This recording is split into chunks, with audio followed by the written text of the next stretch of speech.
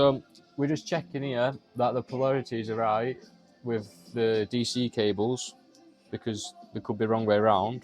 So if probe that, we snip our male back just to prove, just so we know which was male and female.